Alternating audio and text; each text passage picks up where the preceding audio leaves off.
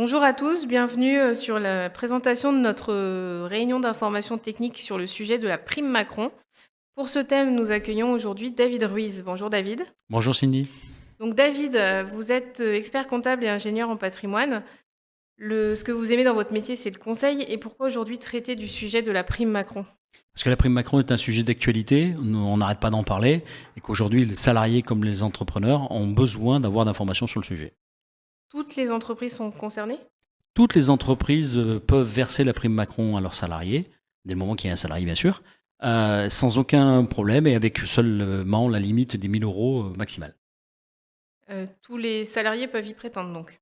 Tous les salariés peuvent y prétendre, mais attention, un mandataire social, même s'il est salarié, devra avoir en plus un salarié pour faire de la prime Macron. Un simple mandataire social ne pourra pas le faire. Qu'est-ce que vous pouvez dire en généralité sur la prime Macron? La prime Macron nécessite une décision unilatérale de l'employeur pour la verser. Il y a plusieurs critères. Il y a des critères de rémunération, de temps de présence, pas d'ancienneté, mais quelque chose qui s'y rapproche. Donc attention, il y a quand même un formalisme certain, comme en 2018. Quels sont les avantages de cette prime Macron et pour qui est-elle intéressante? L'avantage premier de la prime Macron, c'est l'absence de cotisation sociale. Donc forcément, le salarié ne paye pas de cotise, l'employeur ne paye pas de cotisation sociale non plus. L'autre avantage, c'est quand même qu'il n'y a pas d'imposition sur la prime Macron. C'est quand même pas neutre. Le formalisme, pour la mettre en place, il est complexe, vous disiez? Oui, le formalisme est très complexe cette année. En 2018, c'était simple, c'est une simple décision. Cette année, il faut en plus le coupler avec un contrat d'intéressement. Et le contrat d'intéressement, c'est quelque chose d'assez lourd à mettre en place. Donc, il y a du formalisme, il y a de la technicité. Donc, il faut quand même un vrai suivi. Vous avez des solutions pour... On a des solutions, on a trouvé une solution relativement simple, mais qui ne se base que sur des critères financiers et non pas sur des critères qualitatifs et quantitatifs.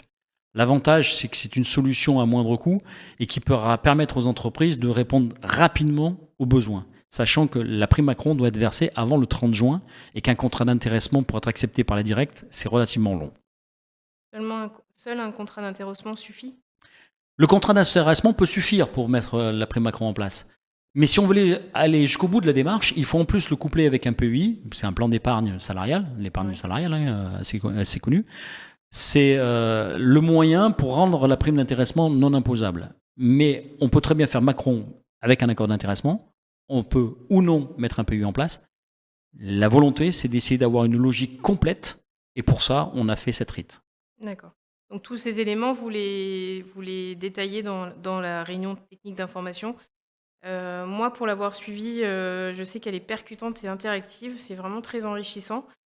Expliquez un petit peu le contenu de cette réunion. On va expliquer d'abord la méthodologie de la prime Macron en elle-même, la méthodologie du contrat d'intéressement, idem pour le PEI, mais c'est surtout qu'on va utiliser des cas pratiques, puisque expliquer tout ce montage ne peut se faire que par des solutions pratico-pratiques, une fois avec un BNC dans une entreprise individuelle, une autre fois avec 6 salariés dans une entreprise soumise à l'IS, et on démontre tous les calculs. On donne des appuis bien sûr sur notre support, qui permettra aux chefs d'entreprise d'avoir des modes de réflexion sur les rémunérations.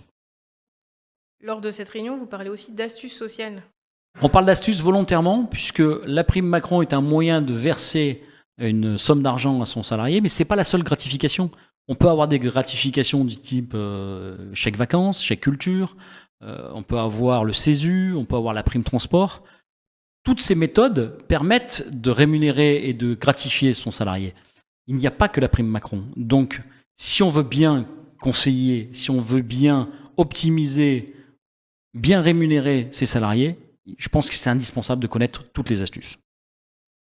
Merci beaucoup David pour toutes ces explications. Il y aura d'autres réunions d'information technique sur ce sujet. Oui. Donc restez bien à l'écoute et suivez l'actualité de notre site et notre page Facebook. Merci à tous. Merci à tous.